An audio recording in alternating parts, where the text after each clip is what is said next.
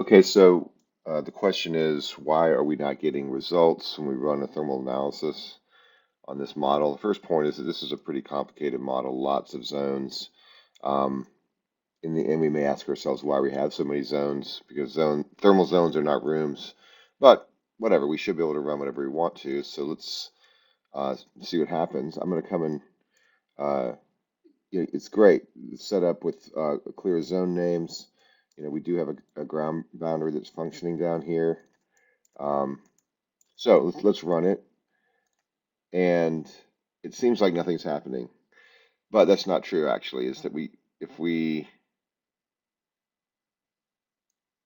view our outputs, we see that we just got a ton of warnings, and they're essentially about um, things like very small surface area, and it's identifying a specific surface in one of our zones. So it's really good that you name these, and we could go through and look at all those. But this is like a ton of errors, and I think it's just basically saying it's not working, right? Which is what we were concluding.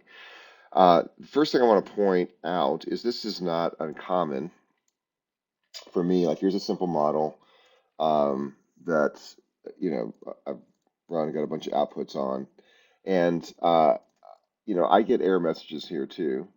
Three warnings, zero severe errors, a really quick elapsed time. To me, this is a successful run, probably. So what is it saying? Saying that our temperature is out of range, and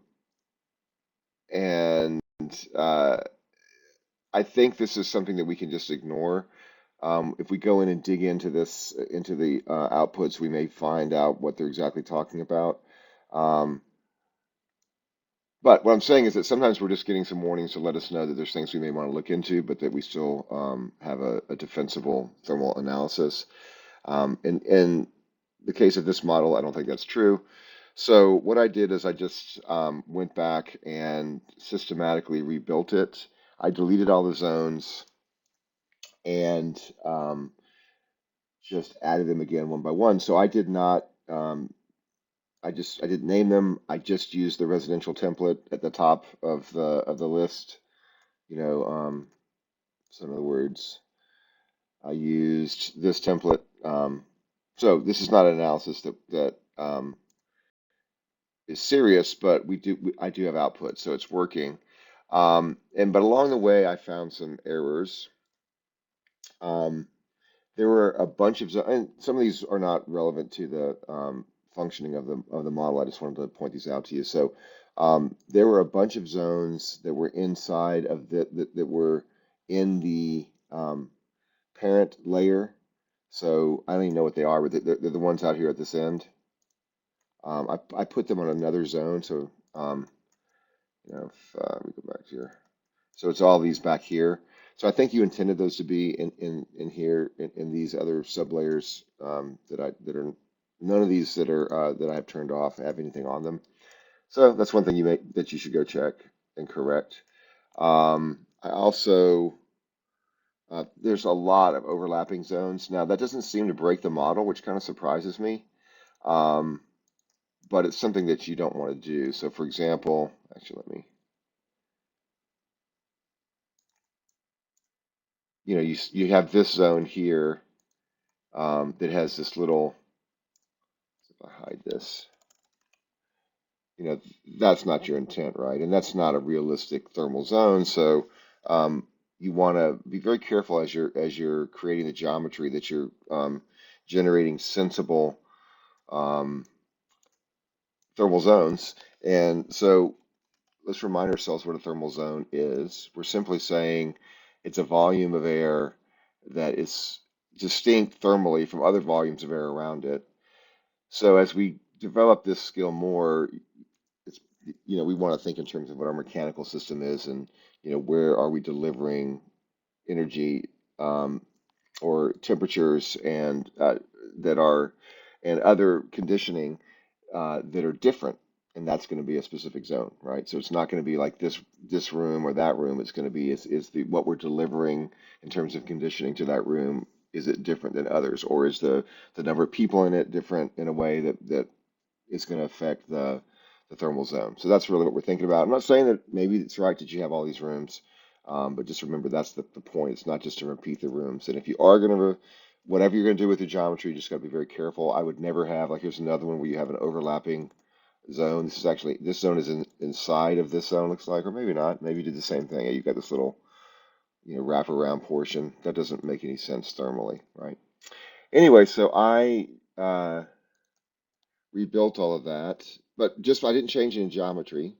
Um, but I just one by one was adding these zones back, and it worked until I got to this area that we knew about. I did have to. There were some double.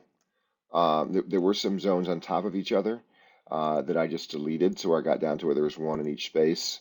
And then in the end, so then everything worked until I brought these three back in, and then it stopped working. I found those other zones and deleted them. It still didn't work. And then it was just the windows. So I deleted the three windows that you have here. I just took them out, and now it works. So I'll show you. I'll just do it again. I can run this simulation, and I will get an output. Here's the. I'm going to pause because this takes a minute. So but you should see it's happening.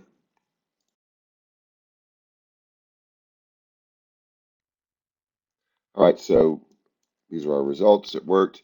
We still have uh, some warnings, like there's 7 warnings, but there's no severe errors. So it's sort of similar to the other model I was talking about. We do have that.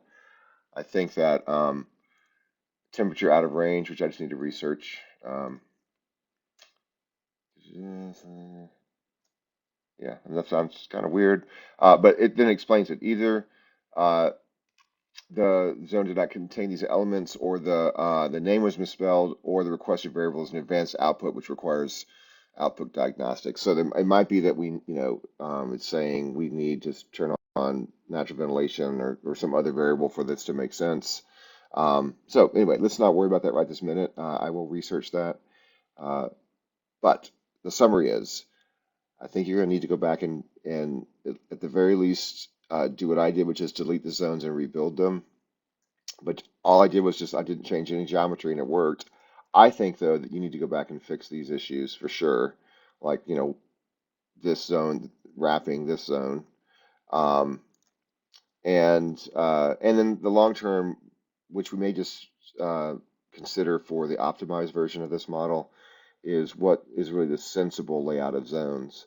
But this is another little research thing for us in Climate Studio, right? If we say, okay, I'm going to set up all this crazy complicated uh, zoning and run a simulation, then I'm going to simplify the zoning to something that I think makes sense in terms of work, the ducting and what are the actual zones for the HVAC, and see if that really changes the performance. Um, and then even just simplifying it more than that and just seeing what the effect is, right? So we can get some kind of somewhat anecdotal, but still some data about how this works in terms of zoning. That's what we're trying to do, is just learn about each of these simulations and what the correct workflow is really. Okay, hope that helped. Let me know if you have questions.